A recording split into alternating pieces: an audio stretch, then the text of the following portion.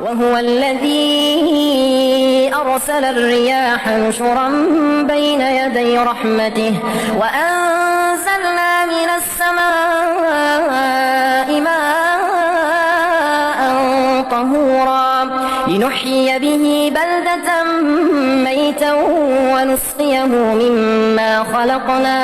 ونسقيه مما خلقنا أنعاما وأناسيا كثيرا ولقد صرفناه بينهم ليذكروا فأبى أكثر الناس إلا كفورا ولو شئنا لبعثنا في كل قرية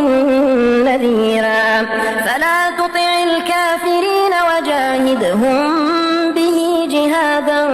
كبيرا وهو الذي مرج البحرين هذا